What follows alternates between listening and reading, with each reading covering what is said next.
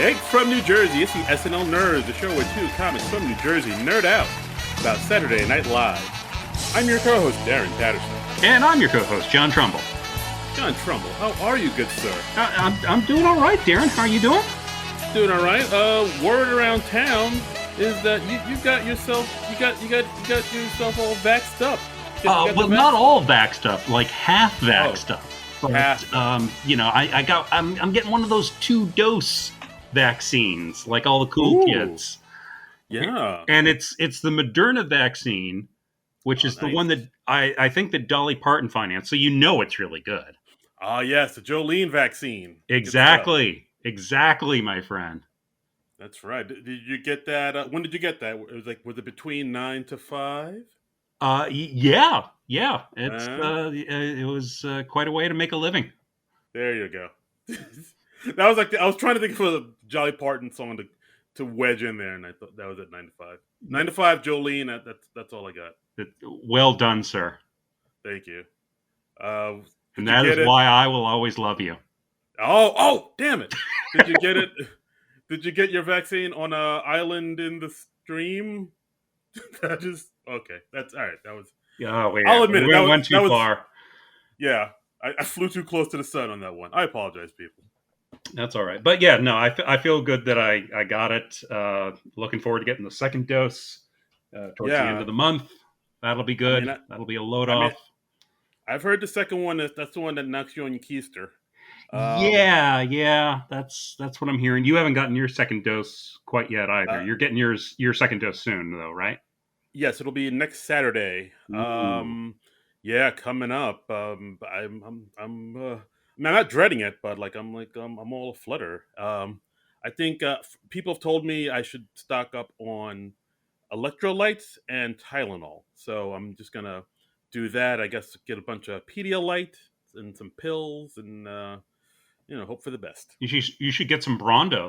That has electrolytes. It's what plants crave. That's right. It is what plants crave. Yeah. Oh, I can just it's got electrolytes. Yeah. Dude, what a pull. Holy moly. I totally forgot about Brondo. Well played, sir. Well played. Thank you, sir. Oh. Yeah. So that's what's going on in our world, people. Actually, you know what? Did you want to talk about the news that SNL just dropped about the next two guests? Yeah, I guess we can talk about that. They did announce that they're going to have for their remaining 2 shows of the season, they're going to have some hosts and musical guests in the post Elon Musk era. Yeah. So the Elon Musk episode is coming up, and we'll less said about that the better. But for the last 2 shows coming up, they have on the 15th, we got ourselves Mr. Keegan-Michael Key with a musical guest, Olivia Rodrigo, which is interesting. And on the 22nd, which will be the final show, we got Anya Taylor-Joy and Lil Nas X.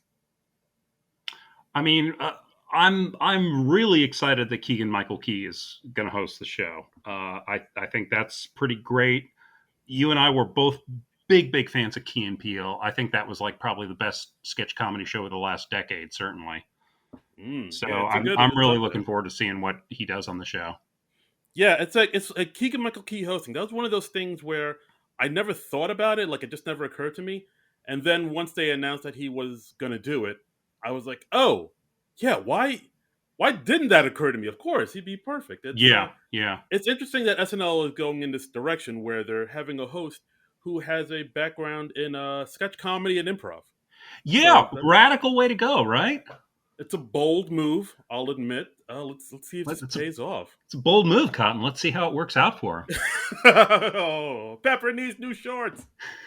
But yeah, and Olivia Rodrigo, I'm not too familiar with her. I know she's the one that made that song Driver's License that they did that whole sketch on a few episodes ago where the guy singing in the pool hall and the dude gets on and I think Mikey Day stands on the pool table at one point. Yeah, I remember that. Okay. I remember not entirely getting that because I wasn't really familiar with the source material. So Yeah, so maybe she'll sing it and the guys will come out again and dance around her while she sings it. Who knows? who Who knows? knows? Who knows? The possibilities are endless. Yeah, and final episode, Anya Taylor Joy. You probably remember her. She was kind of had a breakout year with the Queen's Gambit on Netflix. That was like her big thing. But kind of been kicking around in movies for quite a bit. Uh, she was in M Night Shyamalan's movie Split and Glass. She was also in the movie Emma, and she was also in Peaky Blinders, and Hmm. she was also in a movie I still haven't seen yet, The New Mutants, which probably will get to around two at some point. Okay. Yeah, I mean, I know Queen's Gambit was like the big trendy TV show there for a while. I have not watched it, but hey, looking forward to seeing what she does. Yeah, and of course, Little Nas X is a pretty big get. He's so hot right now. He's he's a big deal in these streets. What with twerking on the devil and whatnot. So yeah, let's see what he has planned for the final show. We'll see what Hmm. happens.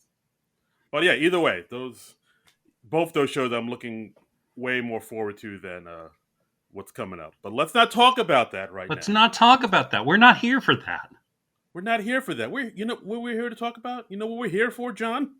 Yes, because we talked about it before we started recording. You know what? Yes, you're right. Yeah. We're here to talk about square pegs. The Square pegs. remember that show, kids? Yeah, Maybe probably not, because it only ran for 20 episodes right, back in the early 1980s. right. So yeah, so we're here to talk about square pegs. We're here to pay our respects to the late great Am Beats Hmm. with the show that ran for one season, September 1982 to 83. Um, yeah, yeah. I mean, basically, it's a pretty simple premise. It's about two teenage girls go into high school Right? freshman year. It's very had like a very Pen 15 type of vibe. Um, the two girls are Patty and Lauren, Hmm. played by Amy Linker and another actress you might know as Sarah Jessica Parker. Yeah, yeah. This is young Sarah Jessica Parker. This is one of her first big credits. Um, and yeah, and it's just kind of about their trials and tribulations going through high school, and they're trying to fit in with the popular crowd, but they don't fit in because they are square pegs in a round hole. Oh, I see. Oh, I get it now. Haha. Yep, yep. Yeah. So I mean, that's basically the premise. Like, it's just them trying to be popular, trying to be cool, trying to get into the hip, cool cliques. The character Lauren seems to be like just like obsessed with it. She's like, we gotta be popular. We just gotta. Yeah, she's the real driving force in it, and yeah, they never really examine much about like why is it so important for you to be popular or but but I guess it's high school. That is the big thing. That is the most important thing, I guess. Yeah, and of course, it kind of never comes about that they get popular because they're both homely nerds because Sarah Jessica Parker has on glasses, and as we Oh my all god, know, horrors. Yeah. as as we all know, if you wear glasses, you are disfigured and should be shunned by society and Yes. unloved for the rest of your days. You are a hideous beast person who is undeserving of love. That's right. I don't know how I pulled off my wife. Like I'm like, honey, I have glasses, right? That's like I mean, I was assuming it was like some sort of blackmail situation, but I don't know. I didn't want to get into that. I have photos. And so Patty, Sarah Jessica Parker's character, she has the barrier of glasses, and Lauren, Amy Linker's character, she is well. The show tells us that she's fat. That is not really corroborated by the evidence of our eyes. Right. Yeah. Amy Linker, the actress, apparently they couldn't find an overweight actress that they liked for the role, so they had Amy Linker wear a fat suit under her clothing for the show, and she also wore fake braces. Right. Just Still not very fat, so it's very weird. As the show goes on, you hear several people like refer to her as the fat girl, and you're like, really? Is there like a fat person standing near Lauren or something? yeah. This I think you might have mentioned this before, where like the casting seems to be super off. Because even Ann Beat Hmm. mentioned in many interviews when she cast this thing, the first person to get that rehearsed or not rehearsed was that auditioned was Sarah Jessica Parker, and like even then they knew she was right for the part. But Right. I mean, according to Ann Beach, she said like it's like renting an apartment. You don't go for the first apartment you see, just like you can't go for the first person that comes in to read. So like they had to kind of have her come back and like kind of go through the rigmarole of it, even though they knew she was the one. But another concern of theirs was that Ann Beach said she's just way too pretty to be a Hmm. nerd. Like Sarah Jessica Parker is super pretty. So like I believe what they said is one of the one of her assistants or something like that, one of the I think it was a producers, casting director. casting director. Thank Yeah. you. Um, took a pair of sunglasses and popped out the sunglass lenses and told Sarah to put them on. So she had the glasses and she rehearsed it, and then I think that's what won Ann Beats over. It's like, oh, okay, I And guess then, she yeah, can. suddenly she was hideous enough to play the role. Right. It's the same way like Clark Kent is a hideous beast, but Superman is a big old hunk. That is See, correct. Yeah. No lies detected. that's right. Glasses will make you just look like a big old pile of poo. Again, yeah. I debate you if I could, but Right.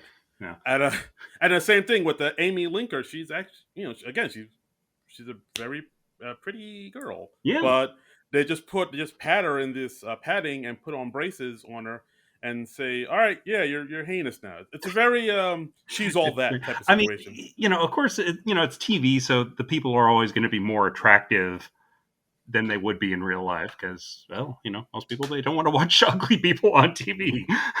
We're Yeah, shallow. we're a shallow society. Yeah, but I mean, so there's that casting, and the rest of the casting is a little bit off too because we also have the popular kids Yeah, in this yeah. show as Like well. the super popular girl in the school is a character named Jennifer Denuccio, played by Tracy Nelson, who she's had a long career. She's probably best remembered as Tom Bosley's partner slash sidekick in the Father Dowling mystery. She was like the young nun who helped him solve mysteries. Yeah, I was wondering where I recognized her from too because I when I saw her I was like, oh, she kind of looks like Lori Petty, but that's not Lori Petty. Right. And then when I did a little deep dive research, I was like, oh, the nun. Yeah, I remember you now. The Habit at 3 off. Yeah. But Yeah. I mean, she's kind of offbeat casting as the super popular girl because like everybody talks about her like she's like this supermodel of the school, like she's a young Heather Locklear type or something like that. And Tracy Nelson, perfectly pretty person, but not the super foxy type that you'd expect, you know?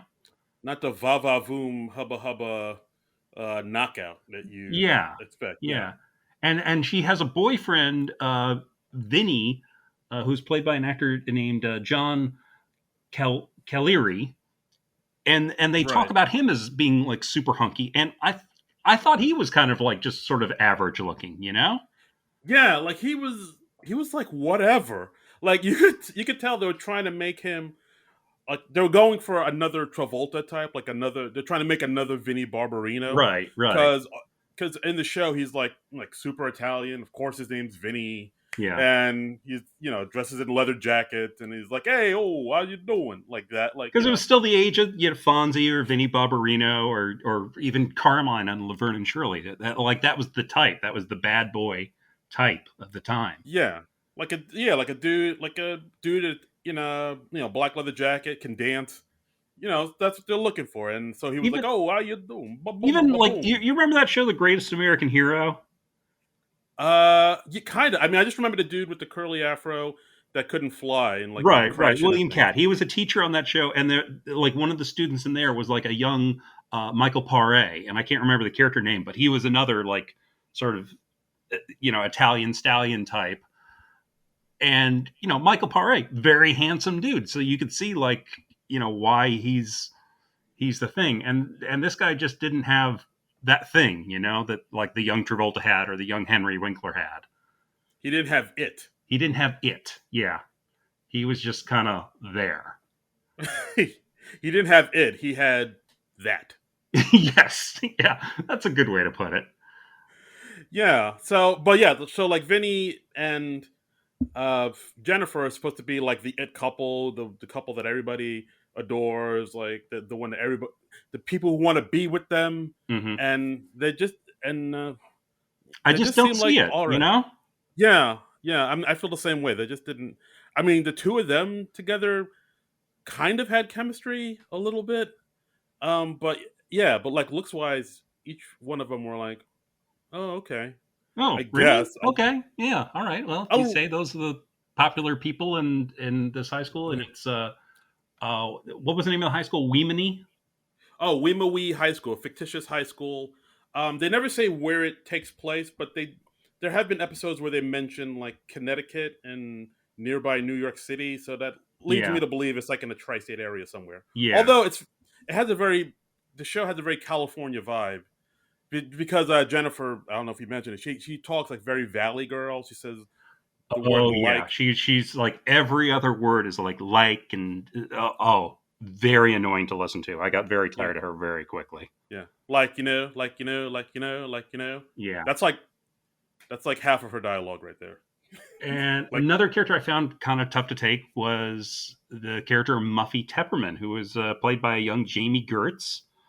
Muffy is like the super preppy girl of the school, and she's like, big school spirit person. She's always giving announcements, going, "People, people, people," and yeah, she basically like a future Republican. yeah, yeah. And she's in the very practical sweaters and the plaid skirts and the knee high socks and all that, um, and she makes all these announcements about sponsoring this Guatemalan child, and this is Yeah, like a really weird runner through the whole show.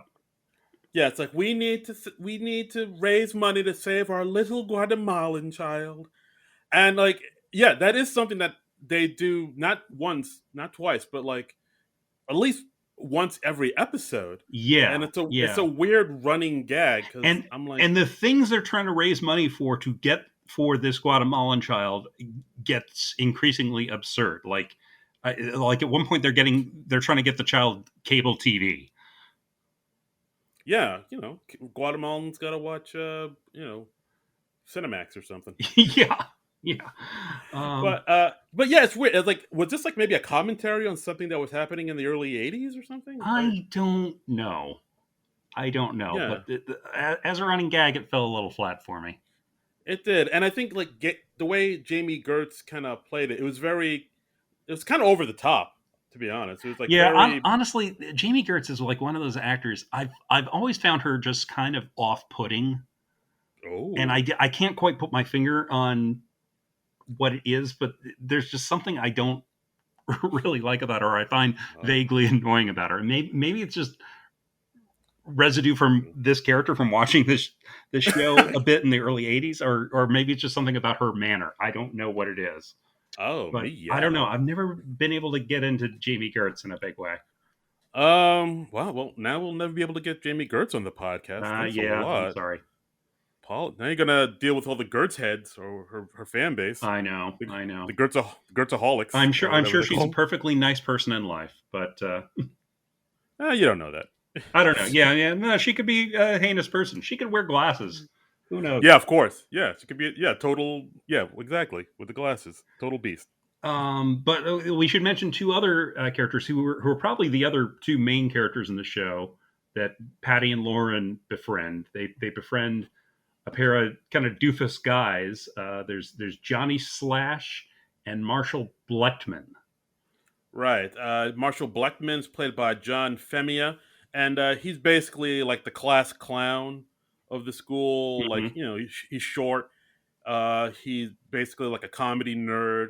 Yeah, He talks in like comedy or movie references. Like in the very first episode, he says, "Oh, I'll do an impression of tied to SNL. I'll do an impression of Dan Aykroyd," and he goes into a Beldar impression, and then he hmm goes into Jane, you're doing slut, but he cuts it off. They cut it off before he says slut. yeah. We Uh, can't have that kind of talk yeah, on no, primetime can't television have. in 1982. What are you, Can't have that crazy? party. Can't Can't call have that someone a party. slut. Good heavens!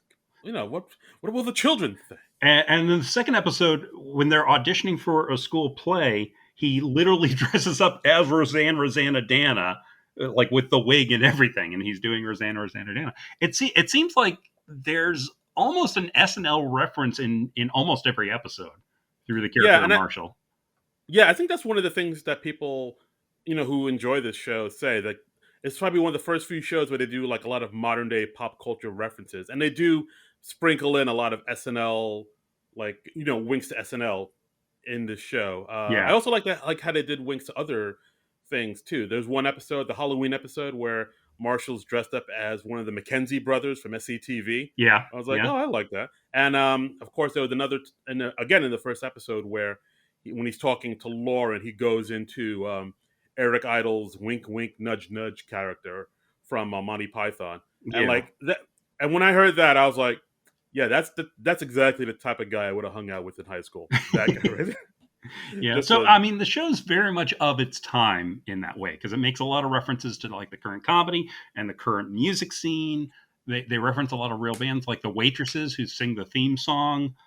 They appear at the end of the first episode playing at the school dance. Devo pops up in another episode. woo, Yeah. Um, so right, it's very much about the pop culture of 1982. And right, and the last character, or the last of the main characters, is Johnny Slash, who's played by Merritt Butrick, who's probably best remembered. Played Captain Kirk's son in a couple of the Star Trek movies of the '80s. wow, He was Dr. David Marcus. I didn't even know that. Yeah, Good pull, nice pull. yeah, yeah. So he's in Star Trek Wrath of Two, or Star Trek Two: The Wrath of Khan, and Star Trek Three: Search for Spock. Right, and so this character Johnny Slash, you hear that name, you think it's going to be some badass rocker dude, but no, he's like a very sort of soft spoken, kind of quiet guy, and I mean he mumbles sometimes, and he's sort of like the quirky guy, Hmm. and of course what also makes him quirky is he's very into new wave, Yeah, not punk, so- new wave, because totally different headspace. Totally, totally, totally, totally. He and says that like literally every episode. yeah, it's his catchphrase. Yeah, It's his did I do that? yeah, And of course, another characteristic that he has is he's always wearing sunglasses. He always has a pair of Ray Bans on, and he always has his headphones on, which are attached to his Walkman. So that's he's basically it's very much like the quirky character of the show, but he's yeah. also very heartfelt and genuine and soft spoken. And I remember one critic saying when I was looking up at reviews for this, they were saying that they thought that he like his character was gay. Like he was like Hmm. he never comes out as gay in the series, but Yeah, the I mean, way he's they played, even imply a couple times that he's attracted to Patty.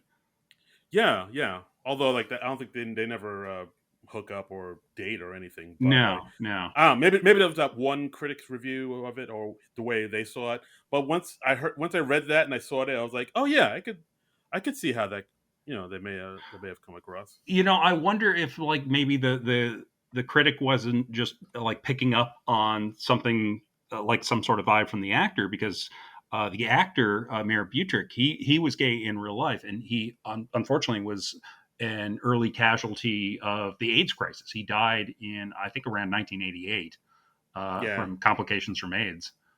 yeah. He passed away at 29, which is Yeah, crazy young. yeah, yeah. So he's yeah. Unfortunately, he's no longer with us. On the DVD that I watched for this, they have some nice interviews with the cast members, and they do have a nice sort of reminiscence about Merritt. And he seems like he was very well liked by all his castmates. Yeah, yeah. No, he seemed like a. They all spoke very highly of him, and he seemed like a really good dude. Yeah, yeah. So and yeah, and then there's one other main character who is a LaDonna Fredericks, played by Claudette Wells. Yes, Ladonna, or as the show knows her as, the black one. Yes. Uh, that seems to be like the sum of her character, really. Yeah, it's pretty bonkers. It's literally like just an over the top characteristic of a black woman. She wears her hair like in those little beads, like they did it back in the 70s and 80s, like a Yeah, Stevie Wonder, shit like that type of thing. But like yeah, every time she literally comes on, like her first word out of her mouth, anytime she speaks, is something like "Ooh wee, child, what you doing over there? yeah. Y'all, She's y'all always like, crazy." "Girl," I mean, honestly, her character reminded me of in not another teen movie where they had the token black friend who's like, "I'm just here to stand around and go like that is whack." I mean, Yeah, that is literally what her character seemed like. yeah, very sassy, very what it is with y'all crazy. Hey, like it's like it sounds like I'm making fun of it, but I swear I'm not. That's exactly how it's played. I mean, It's literally, her only character trait is black friend. and go. Hey, what y'all doing over there? Ooh wee, let's get on down with the get down. It's nuts. It's bonkers. I mean, it's 1982 was a different world. Yeah, like part of me was like, I guess there's no black people on the writing staff here. No, no. The show had a nearly all female writing staff, but yeah, I'd wager that there were no black people on that writing staff. Right. Yeah, I mean, I will give it that. I will say that it is, pretty awesome of them to have like an all female writing staff, which, at the time was, kind of unheard of. It's kind of unheard of now. Yeah, yeah, and But look, apparently the network was nervous about that, and they said like, no, you have to have like a token dude. So Andy Borowitz was one of the writing staff, so that's pretty cool. the great Andy Burwitz. So we did it, guys. Finally, a straight man gets his say, gets his voice on a sitcom. It's so nice to see a straight white man get a leg Well, up in this world of been entertainment. been held back too far for too long. Yeah, Glass ceiling shattered. Proud to be an American. Please don't know. But yeah, it's a. But I mean, that's basically the show. There's no real like each episode is pretty much like a standalone. So yeah, there's no real like kind of throughway or through line throughout the whole season. It's like each episode is them trying to be popular, and it doesn't even focus on those two girls. Specifically. Sometimes some episodes will be the focus will be on Jennifer or hmm, Vinny or or Johnny or Marshall, which I thought was interesting too. yeah, yeah. And I mean, because it's a sitcom in the '80s, they don't really ever make any progress towards their goal.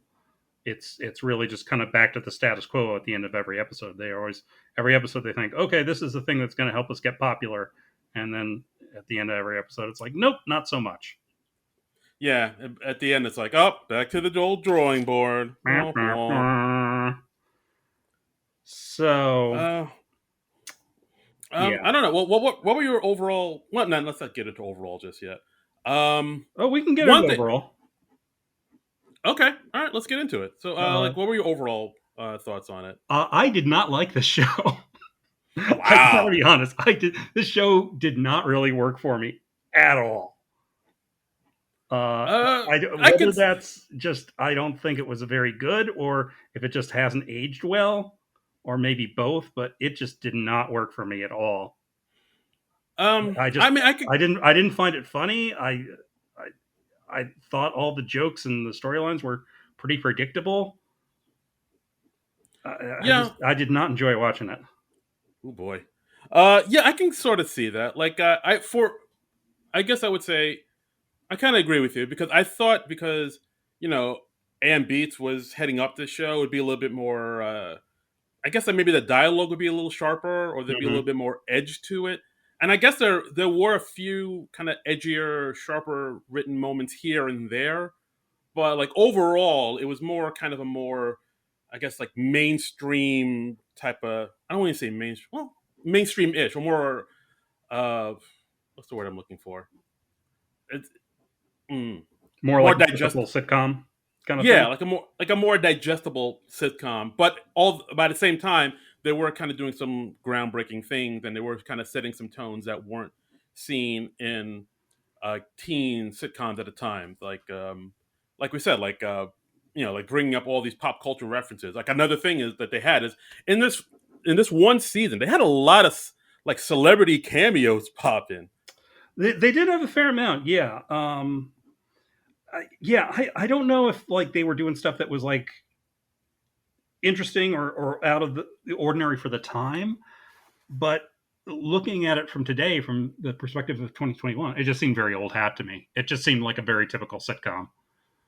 Yeah, but like I mean, but you see what I mean? Like a lot of they did have a lot of celebrities drop in, like the band the Waitresses, which was big at the time. Mm-hmm. The band Devo shows up in that big episode. Yeah, There's another band, Jimmy and the Mustangs with Richard Blade showed up. Steve Sachs shows up, and the one that kind of surprised me, there was one episode where they had John Densmore, who was the drummer for the Doors, yeah, that's show very up. unusual. That was very unusual. I was like, And they literally say like they don't refer to him by name very much. They just say like, "Oh yeah, this guy he was the drummer in the Doors, and he's in Johnny Slash's band." And in the episode where they introduce him, they are literally playing at a grocery store. yeah. And it's like, really, were things that bad for John Densmore in 1982 that he was going to be in this high schoolers band and they're playing at a grocery store? It's like, hey, check's a check, man. Work's work. Those royalties aren't coming in like like they used to. Been a long time since Morrison was around. Yeah, light my fire was a long time ago. I don't know. It's just a very strange thing. Yeah, it was. They did pump this show up with a lot of cameos, and of course, two of which we'll talk about that are SNL related. There's one episode Yeah. where we have the great Don Novello pop in as Father Guido Sarducci. Yeah, he was. Do you think Guido Sarducci's kind of forgotten today? Um, yeah, I would say so. I I feel think like he's disappeared down the memory hole a little bit because Don Novello, the writer and the actor, he passed away some time ago, I believe. yeah. Oh, let me look into that. But yeah, I would say so. I think he's not. He was of its time. Like I think Yeah. there are No, wait, some. no. Okay, I take that back. Apparently, he has not passed away. Oh, So he has Jesus, no death date listed on Wikipedia. So give me a heart attack apologies to there. Mr. Don Novello, who is still with us. God, oh my God. I don't know where I got the idea he passed away. There's somewhere like a friend of Don Novello's listening to this podcast, and he's like, "What the fuck, Don? Don, no!" He's not answering. He's not answering. Oh boy. And he's like, "What? I just went out and went grocery shopping." Yeah, I was at the store. I'm fine. I feel fine. Okay, I really got to stop saying with any kind of confidence that somebody is dead. Yeah, dude, don't you're Because it seems you're like whenever I do, they turn out to be alive, which is oh. great. I'm glad that they're alive, but they're fine. Everybody's fine. Um, but yeah, there was an episode with Don Novello, of course, because Ann Beats had that SNL connection. And then Mhm. speaking of SNL connection, there's we get another guest appearance on what I think is the best episode of this whole Oh, season. totally, Yeah, totally, right. yeah, Fucking 100%. Mr. Bill Murray comes in as a substitute teacher. Yeah, Mr. McNulty, who's like and like, dude, this episode is it's just Murray being Murray. it's like the third from the last episode, like the 18 out of 20, because this was a rather swiftly canceled show. It did lasted like one season. Yeah, and Bill Murray comes in, and you can tell Bill Murray just did not disregarded the script. He's just doing his Bill Murray improv stuff. and dude, I love it. It's just raw, uncut Bill Murray. Just put it in my veins. Yeah, and it's like early '80s Bill Murray. So it's like Bill Murray is like the cock of the walk. He's fresh off of Stripes and Tootsie, so he is a big star. He's a big get for the show. And of course, Uh, he shows up because he had a friendship with Ann Beats. yeah, and it's just I don't know. There's like a bunch of little things in there because like he's just being a substitute teacher who's covering for another teacher who's out. And like you can even tell there's one scene where there's like another teacher there who's like introducing him to the class, Mm-hmm. and Bill Murray's just going off being Bill Murray. and you can see that teacher that introduced him. He's like kind of holding in his laughter a little bit. He's like Yeah, turning huh? away from the camera and like cracking up. Yeah, And I was like, God damn you, Bill Murray. You're like he just makes everything better. He's like the bacon of comedy. yeah. He's just wonderful on the show, and he does a great job. He's a substitute teacher. He's in the class where the the girls have, or the students have to do like a mock marriage with each other, and they have to stay within a budget, a $200 budget. Um, Right. and he's just great. He does a stupendous job. Yeah, he's good stuff. He's aces, kiddo. Hmm. Although I will admit that at one point, because like everybody gets paired up, but Sarah Jessica Parker's character doesn't, and so he volunteered to like marry, quote unquote, marry her. I was like, Yeah, oh, that's. I was like, I don't know if you saw this too. There were a few scenes throughout the season where it's like, oh, the teacher student relationship is a little, yeah. it's getting inappropriate here. Yeah, there. Okay, the second episode in particular, what was the title of that one? I don't have the title handy, but it's about the drama teacher at the school, and he's written an original musical. It's like Cafeteria Line. Was that it? Yes, the second episode's called A Cafeteria Line. Okay, so it's like sort of like a play on a chorus line, and he's written an original musical, which is about the drama teacher at a high school being romantically involved with a student. And I am watching this through 2021 eyes, and I'm just like, how is this man not in jail? Right? How did this get as far as auditions? I mean, because you have to like, people have to approve this stuff. This had to be cleared. Yeah. And he's like, I cannot imagine a teacher being like, yeah, I want to do an original musical about a high school drama teacher who gets involved with one of his students. And Uh, be like, okay, just stay right here. We're going to have these detectives come talk to you. we're calling the proper authorities right now. I mean, my God. It's pretty. Yeah, and there's also one episode where the girls have like a slumber party, and then Yep. the teacher, one of the female At a teachers, teacher's house. at a teacher's house, Yeah. and they're all dressed in like '90s and stuff. I was like, Yeah. dude, this is how some adult movies start. I don't know about this. It's and in the Bill Murray episode, he's like hanging out with the students at the diner that they go to, and Yeah, there's another episode where the girls have the crush on the janitor. There's like this hunky young janitor there, and yeah.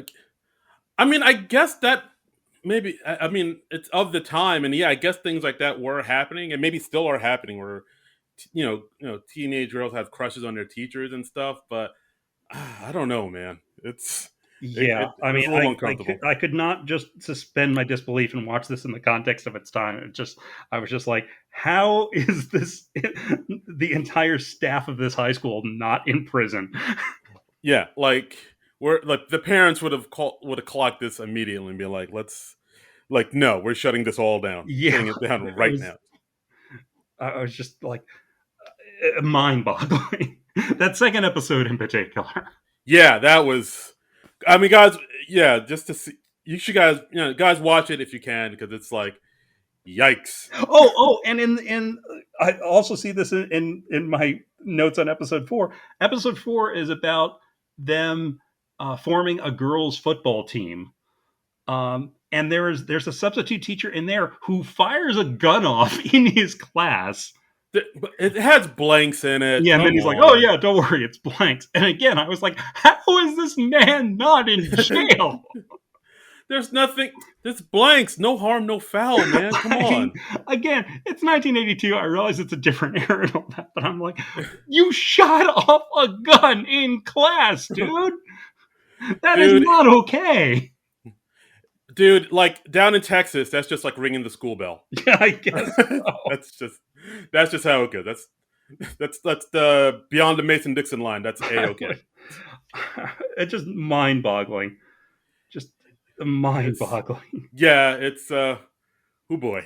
It's something else. Yeah. Um, but yeah. So like, I mean, like overall, I do agree with what you're saying. Like, like the dialogue gets kind of cheesy here and there, and Yeah. again, maybe I think it's of its time. But there were a few good lines I heard here and there that I kind of dug. Like there was one episode during the Halloween episode Uh huh. where LaDonna and Jennifer are talking, and Jennifer's talking about how much she loves Halloween, and LaDonna says something like, "Yeah, I never liked Halloween. I don't know, just something about white people and sheets is just not my idea of a good time." Yeah, yeah, that's a good line. I did like Yeah. that line. That was a good line. And actually, in one of the behind the scenes interviews I watched, the actress Claudette Wells quoted that line back. She said, that was a really good line.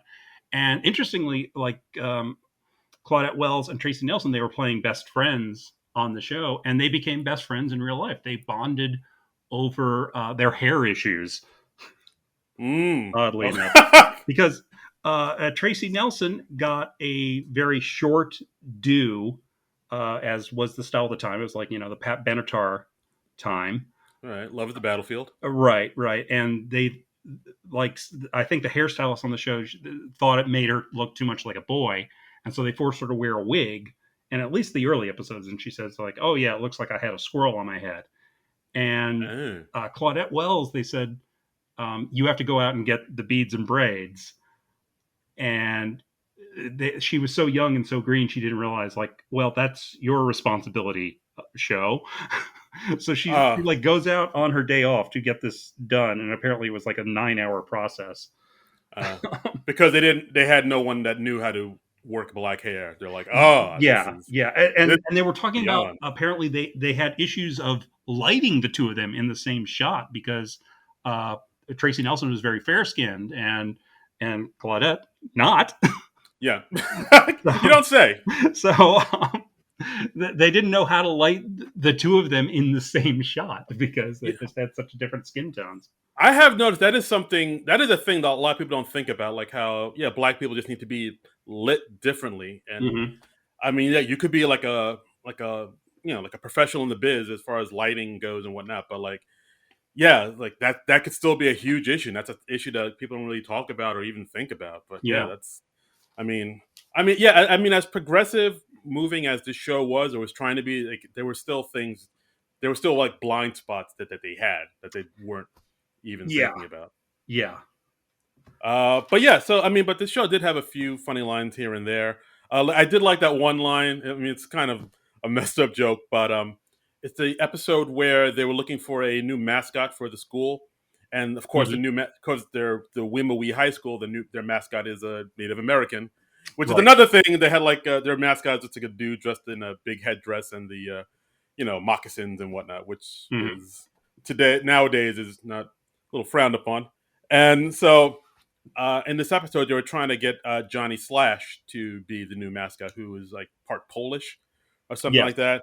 And so he'd have to dress up as a Native American. And Johnny was like, "I don't know if I want to do this because I don't have a Native American in me. Like my family's from Poland. I'm Polish." Hmm. And then Marshall said, "There are Native Americans in Poland. Haven't you ever heard of totem poles?" Heyo! I think I'd either forgotten that or that one just sailed by me. Part of me was like, I hate myself for chuckling at that. I hate myself for chuckling at that. Yeah, So yeah, a few diamonds in the rough, but yeah, overall, like most of the jokes just did not work for me. yeah. I think that's the thing where I don't know, like the jokes they and the dialogue felt kind of stale, and a lot of it, Yeah, and the jokes felt kind of stale, and I think that's the main thing that kind of was like, oh, because like I love Ann Beats, and she's a fantastic writer. She gave us on SNL, she gave us like the Nerds, and I believe she gave us Fred Garvin Male Prostitute, if I'm not mistaken. I And then mean like, of that right course, there, that just yeah, guarantees her spot of immortality. damn straight. But yeah, so I thought this series would be a little bit more snappier and fresher and a little bit like before, ahead of its time than it is. Yeah, And I mean, in some cases, it is, but it does seem to be a little bit more bogged down in its time yeah, as well. yeah. I I think mean, that's like, fair to say. yeah, I mean, like the fact that they were putting on like all these new bands, like Devo. By the way, Mhm. guys, like, how great is Devo? Like, just that episode reminded me of how much I really loved the first album and all of their albums, but like the first album in particular. But yeah, like, guys, if you It was haven't heard, fun to see them, yeah, and yeah, they play a fair amount because like it's an early '80s sitcom, so it's like slower pace than what we're used to these days. So the scenes linger a lot more, you know. yeah, that might be it too. That might be more lingering Yeah, than I'm yeah. used to. They did, But as yeah, long as we're talking about the music, they did really piss me off in one episode.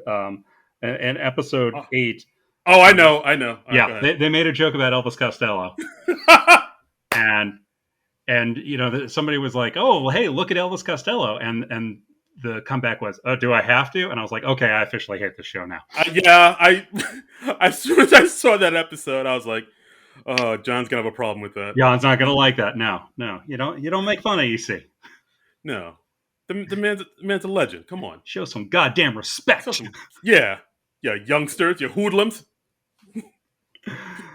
um, Uh, yeah. So back to Devo. They're yeah, great.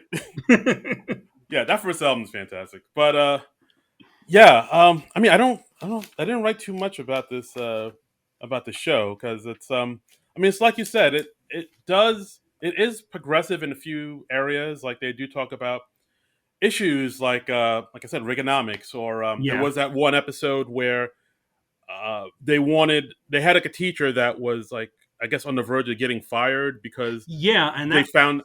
I'll let you finish it. they found out that he had a child with his girlfriend, and they were unwed, and this was like some people had a problem with this. This was a big problem, and so they tried to get him fired because of this. And it, I don't know. I was looking at her, it's just like it was from Mars. I was like, Yeah, was that a problem even in 1982? That was an issue, I and they kind of bring it up that it's more about that character being the Muffy character being sanctimonious, but yeah, it was yeah. That's weird. It was an odd thing to bring up. I mean, I guess I could see that being a problem in the '80s, but I don't know. Part of me would think that there'd be a little more progressive in the '80s than that, but Yeah, um, I don't know. I mean, I was only like 5 in the early '80s. I don't know what the world was like, I but mean, but the teacher is going to get fired because really the principal doesn't like his unorthodox style of teaching. I did like this running gag. The teacher, Mr. Donovan, he's like this ex hippie, because it's like 1982, so like 15 years before it was like in the summer of love and all that. right. And so he's always coming just up to the verge of like admitting he smoked pot and sold drugs and all that, but he's always stopping himself just short of that. I Like, did enjoy that. I thought that was kind of clever. yeah, that was a nice little thing where it just kind of goes off and Yeah, it talks about, oh yeah, we were selling a kid like a kilo of, oh, never mind. yeah, yeah. And he was like, "Oh yeah, I had an after school job. Oh, what'd you do? I was in sales. What'd you Yes, sell? Items." And it's things, yeah, he's very vague. And I did like the gag at the end of that episode where they came close to firing the teacher, and the students staged like a sit in protest against him getting fired. And at one point, they float the notion of like, well, this problem would go away if you just married your girlfriend, right? And he's like, well, we could do that. And then at the end of the episode, he's talking with one of the students, and he's like, you know what? I think you had a good idea. We're going to take your advice. I think we are going to end up getting married. And she's like, oh, great. When is that going to happen? He's like, oh, well, just as soon as her divorce is final. Like, damn. I liked that. I liked that gag. Yeah, like this. I mean, the show comes close to like really like hammering some stuff home and really being on the edge, but then it kind of just pulls back a little bit and becomes a little bit more like kind of formulaic. Like, and I don't know if that's because of the networks, or because maybe they just didn't want to go that far into it, and or be that radical. I feel like it's just kind of how more they did sitcoms back then. Like that, you reestablish the status quo at the end of every episode. Like there's one episode where Jennifer, the really popular girl, the nerdy girls discover that Jennifer is working at the diner because her family's in a bad way because of Reaganomics, Right. And at the end of that episode, it's just like, oh yeah, she doesn't have to work at the diner anymore because my family's good again. Yeah, like everything gets wrapped up in a nice little bow at the end of every episode. There's no real stakes. Yeah, yeah. So and she didn't really learn too much from the experience. Nope, not at all. She just goes right back to being who she was at the beginning of the episode. Yeah, yeah, No growth whatsoever. yeah. And I don't know. A few times I'm looking like this premiered in the same year as Cheers, Did and it? Cheers still holds up beautifully for me. I mean, it works just as well as it did back then, if not better. And this just did not age well for me. Yeah, I could see that. It didn't. Yeah, it kind of aged a little poorly. It's a bummer. Like, I mean, there are things I liked in it. Like I said, the Bill Murray cameo. Mhm. Martin Mull shows up in an episode, which is Yeah, always I didn't know welcome. he was going to be in one. That was interesting. Yeah, and of course all the musical, pop-ins here and there, like we said, the waitresses, Devo, of course, the Do you magnificent consider the Devo. waitresses a plus, though? I have Um, never liked the waitresses. I don't know. I was trying to be nice. Yeah, Yeah, I honestly do not like any of their songs. I I have not know. heard a waitresses song that I like.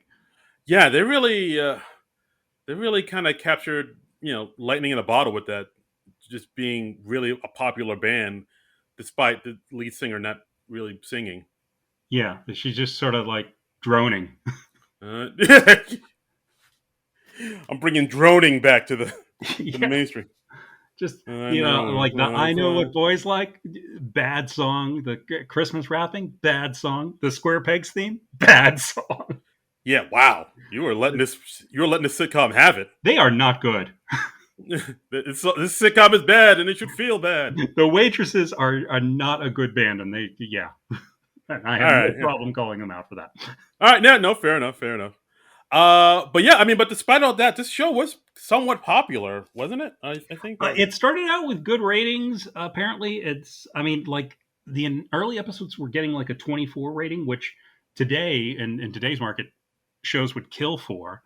And apparently, part of what killed the show was they changed its time slot. They changed its night and its time slot, and uh, I think when it started out, it was on CBS, and I think it might have been on the same night as MASH, which that's got to be good. It was like MASH in its last season, but MASH was Oof. one of the best rated shows on TV. And they changed it to another night, and its lead-in was Zorro and Son.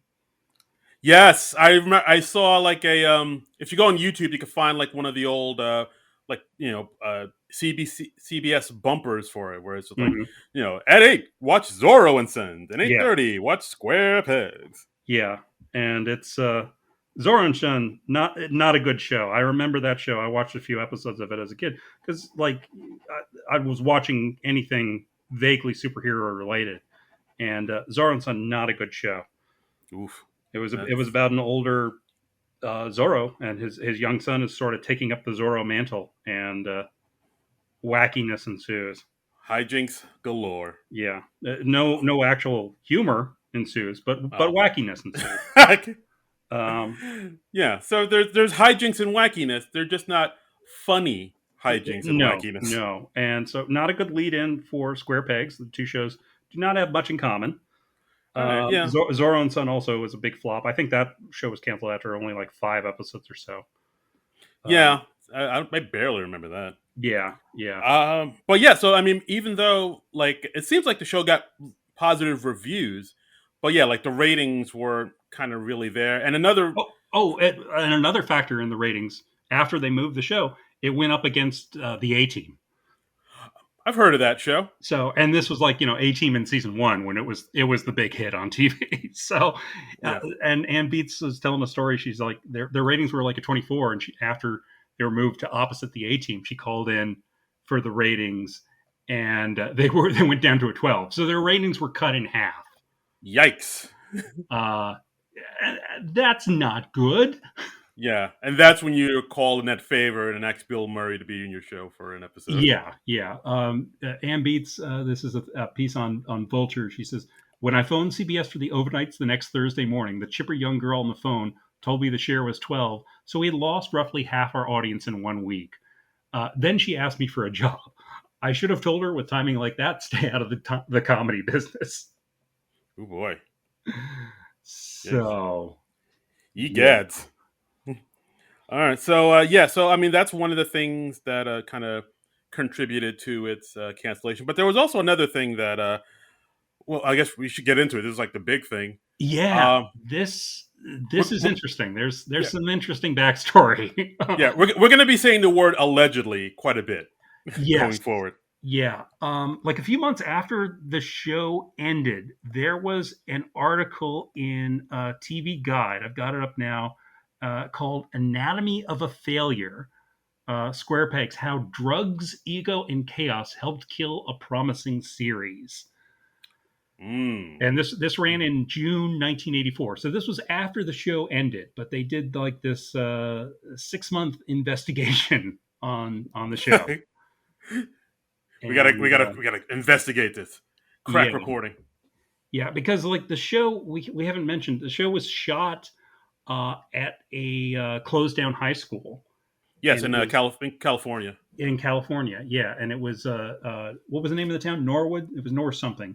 Norwalk. Norwalk. Okay. And so it was kind of away from the studios and away from the production company. So, and Ann Beats was like a first time producer, and it was a lot of young, kind of untested people. So it seems like it was kind of chaotic behind the screen, behind the scenes. Yeah, it seemed like there were definitely kind of, I guess, like it was like a first day at day camp or sleepaway camp type of vibe, where like, oh, there's the bosses aren't around, we're all new to this. Yeah. The teacher isn't looking, so let's sneak away and do some wild things. Yeah, and it's 1982, so that wild thing was cocaine. Yes, um, it was, it was 1982, so yeah, you're doing cocaine. that's what I call. Allegedly. Yeah, that's what I call cocaine. I call it wild thing. Yeah, a lot of people in this TV Guide article, they commented off the record.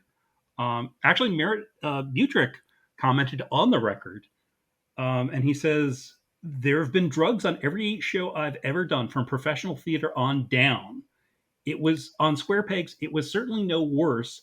I'd have to say average. On a scale of 1 to 10 of rampant drug use on the set, this is about a 5. Yeah, um, I mean, wow. that is nuts. I mean, you're of the theater, John. Does that happen a lot behind the I was scenes? in community theater. Oh, that's not the same. We there was no coke in the community theater that I did, or if there was, no one was sharing it with me. Aw, come on, guys. Sharing is caring. There's also this quote from Ann Beats saying, I think that certainly there was some drug abuse or drug traffic that may have happened, because I would say that that is a norm for a set. This is Wow. the producer of the show. Yep. My God. Yeah. Oh, yeah. No, there was some cocaine. Yeah, that's Yeah. normal, right? Look. If you're working on a film and there's not cocaine on the set, are you really shooting a film? Yeah, I mean, right. I mean, not in 1982, you're not. That's right. I mean, as we said on this podcast, the Blues Brothers was like built on cocaine. That film. Yes, yes. I mean, when you cast John Belushi, cocaine automatically gets a co-starring role Yeah. in your production. It gets an EP credit. Yeah. Brought to you by cocaine. Oh, cocaine produced this? Ooh, that's good. Oh, they've done some good work. Oh, yeah, absolutely.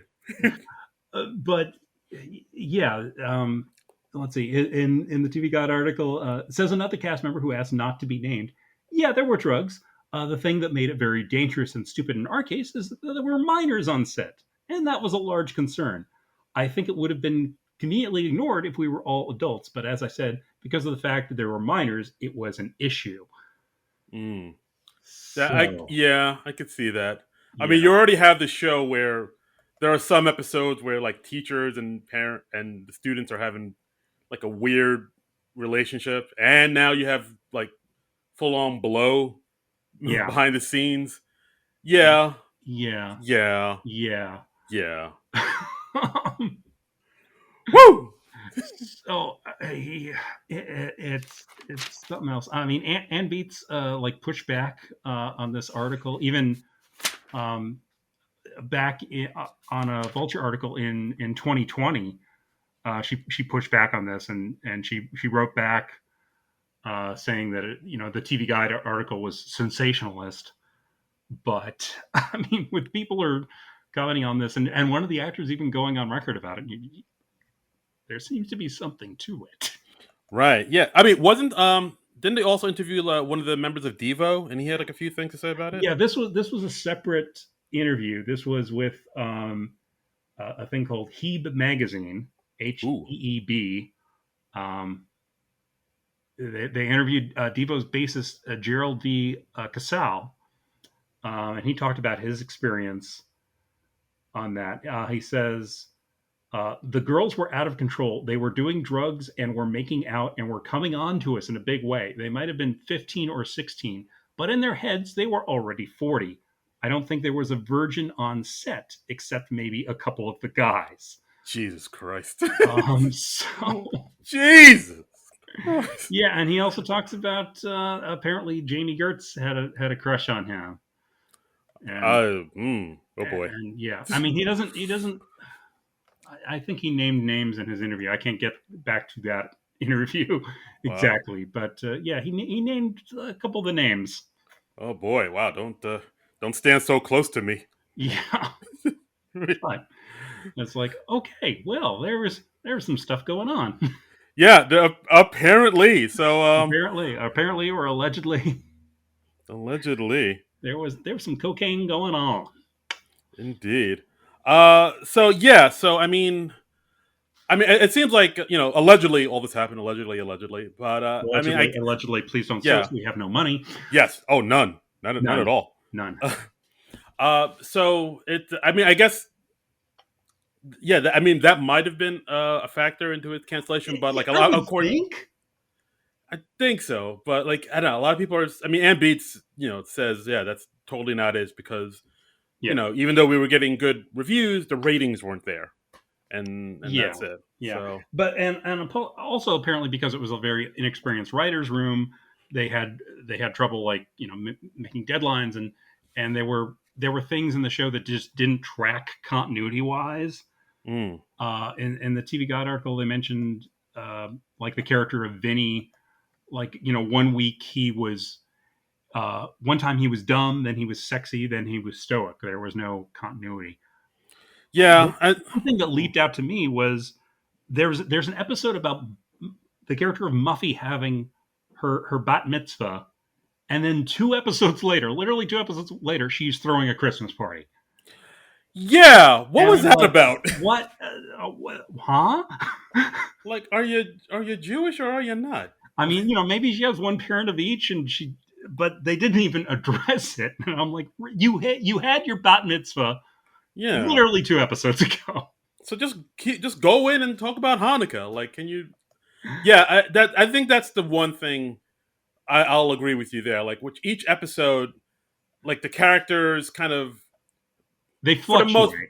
yeah, they fluctuated depending on what the storyline was. Yeah, And it's like you said, like none of the characters really grew or learned anything throughout the series. Like like it's like one episode, the popular kids, Ladonna and Vinny and Jennifer were actually nice to the nerds and they like got yeah, along.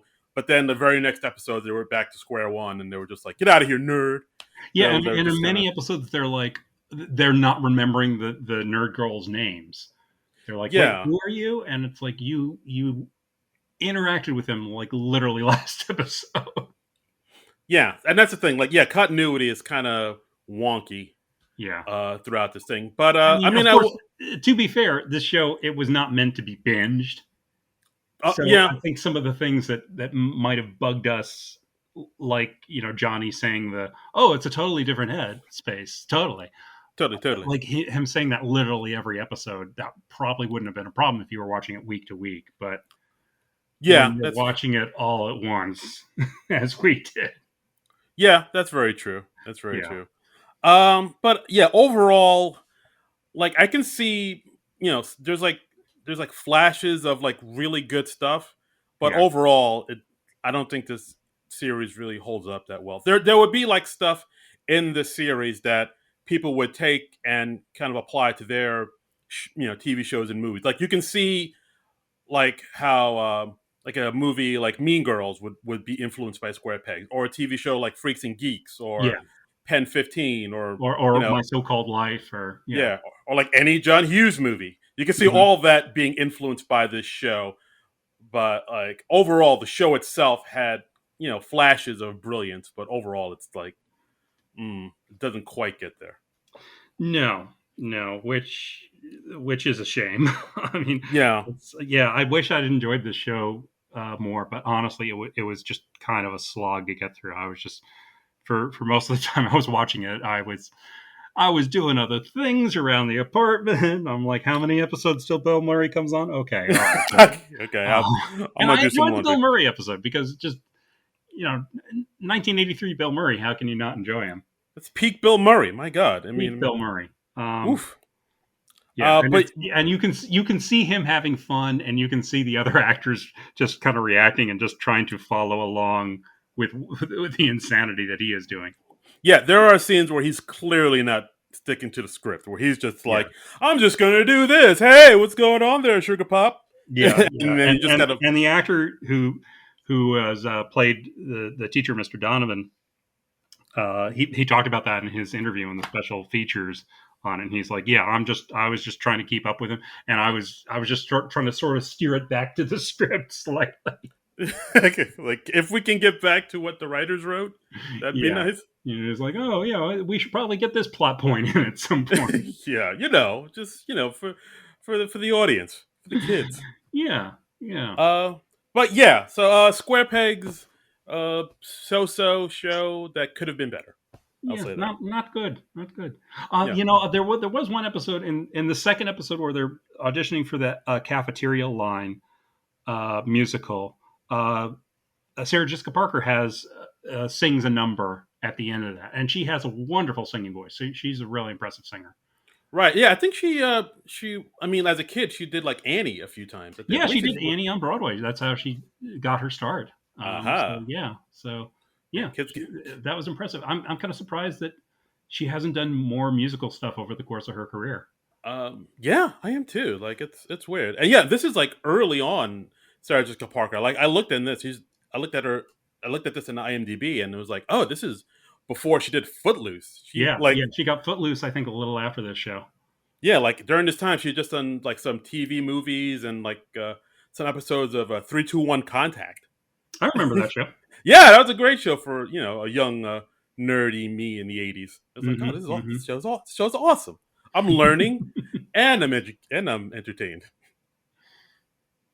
Yeah, Uh, it's just but yeah, overall show, nothing. and yeah, we'll end the episode on that. Overall, Ugh, yeah.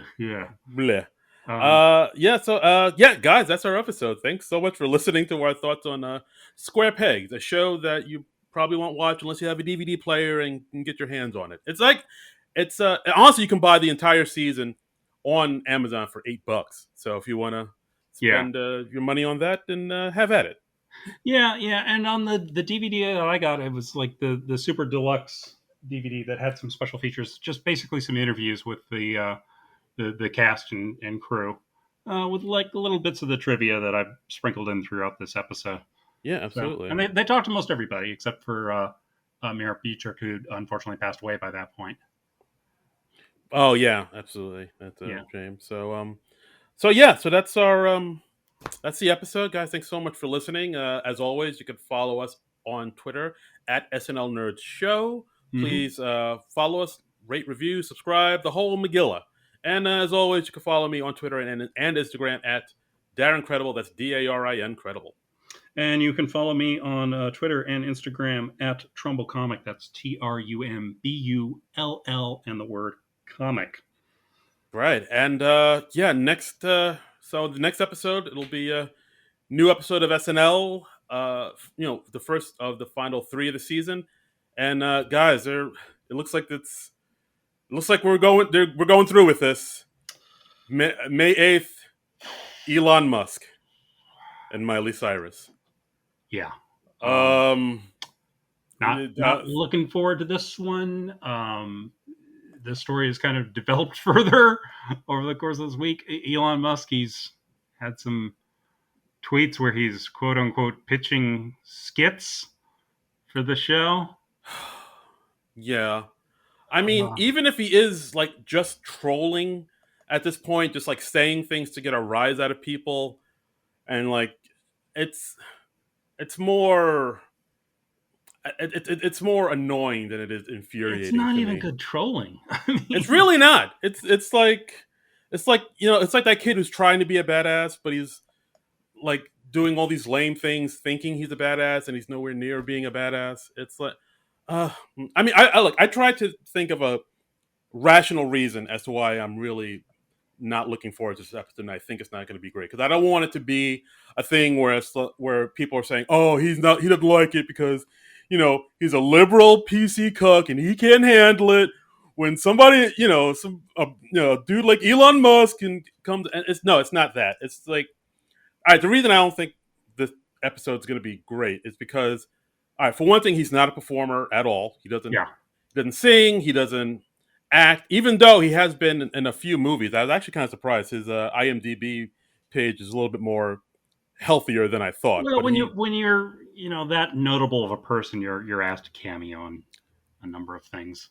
right, like he was in what was it? He was in Iron Man 2. Iron Man 2. He was in Machete Kills. He did an episode of Big Bang Theory. He did like a voiceover in I think The Simpsons and South Park and Rick and Morty. But of course he does them all as Elon Musk. He doesn't play Mhm. he plays himself. So Yeah. he has performed, I guess you could say, but it's all as him. Yeah, but I And wouldn't say he has a background in performing or acting or yeah, and that's always a cause for concern. right. Um, And, here are some of the ideas he threw out on Twitter. Irony okay. Man defeats villains using the power of irony. Okay.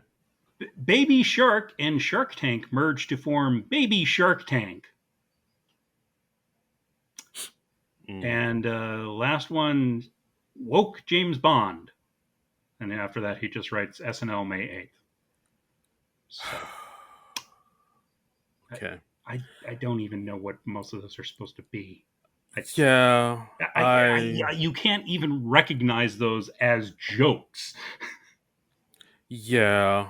I think that's the thing because all right, it's like all right, yeah, you could say that SNL has had people on that aren't performers and they've Yeah, done okay, and that is true. That's valid. sure, sure. But the Yeah. thing is, though, if you're not a And you performer, can always the host can always surprise us. they can't surprise you. But see, that's the thing. Like, if you're not a performer, you have to have something else to win over the audience. You have to have, I don't know, comedic timing. You have to be Yeah, charming. You have to be gracious. You have to have some type of charisma. Charisma. You have to be like, hey, I know I'm not a normal performer, but I'm really pumped to do this. So let's all get together. Let's all, it's going to be a great show. You have to have that thing that wins over people and makes them believe that you're going to get a good show. And from what I've heard about Elon Musk, he does not have that. yeah. So if he's not a performer and he doesn't have the charm and charisma to win people over, what does he have? Like what? Like Why are we even doing this? why? And like some of the cast members and some of the people behind the scenes of SNL have even like sort of trolled at him or clapped back at him a little bit. Yeah, Like yeah, Bowen Yang like tweeted when his comment of "Let's see how live this show really is." Bowen Yang was like, "What does that even mean?" And I saw Chris Red um, responding to his throwing out some skit ideas for SNL. What should I do? And Chris Red was like, "Well, first I'd stop calling them skits." yeah. A lot of people hated that he called them skits. A Yeah. lot of people. Yeah, I'm gonna say you shouldn't host a sketch comedy show unless you know to call them sketches, not skits. Yeah, Because that'd that's be what nice. they are. Yeah. So And apparently they've declared that anyone who has a big problem with this, any cast member, doesn't have to do the show. That they don't have to appear on the show. So yeah. See, and we'll that's see if anything comes of that. Yeah, and that's another thing. We're already going to go into the show with tension everywhere. Like the cast members are going to have tension with the host, Yeah, and like the audience is going to have feel tension because of this host. yeah. It seems like it's a I don't know. It just seems like this was like stunt casting, and it's worth more trouble than it is. So More trouble than it's worth. Yeah, that's what I meant. More trouble than it's worth. It just seems yeah, like it's going to be tense, and it's going to be like, I don't know what's going to happen. Like we don't know what he's going to do. We don't know if the cast members are going to like rebel in some shady, something not shady, but like some like low key, as my people say, some low key way. It's. I mean, I don't know. It just seems like they made this guy a host just for to be for like it'd be like a nice little ratings grab and it'll be trending and it'll be like a little popular and online and whatnot. People will be talking about it, but it seems I don't know if it's going to be worth all this trouble to yeah. have him. I mean, usually I try to be as positive as I can and think, well, let's see what he can do. But like I don't see.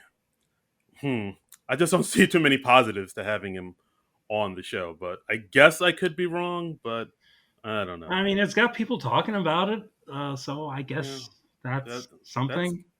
that is something. That's absolutely something. Yeah, but Um, yeah, I'm not so, looking forward to it. yeah, It's a part of me thing was that's going to happen apparently, but yeah, part of me was thinking, oh, maybe we should just do an episode about Michael Che's new show on HBO Max instead. Like, can we just do that's that? premiering on the 6th, right? That is May 6th. That damn Che. That damn Michael Che. Yeah, he actually showed a clip of it on a part of a sketch on the Jimmy Fallon show this week, which and has Cecily Strong in it. So Yeah, yeah. There's actually, and also there's like a full trailer out that shows all the people that'll be on it. Cecily Strong will be on an episode. Heidi Gardner is going to be in an episode. Sam J, who writes on SNL, will be on an episode. I think Colin Quinn's going to be on it. It looks good. I'm actually looking forward to it. yeah, yeah.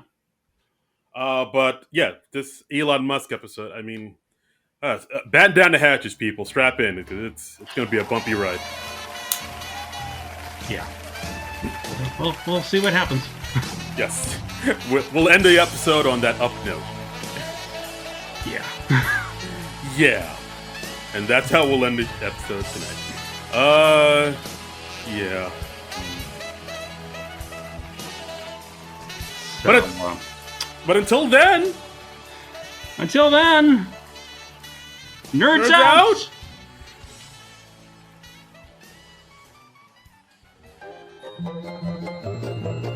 This has been a non-productive media presentation. Executive producer Frank Hablawi. This program and many others like it on the Non-Productive Network is distributed under a Creative Commons Attribution Non-Commercial No Derivatives license. Please share it, but ask before trying to change it or sell it. For more information, visit non-productive.com.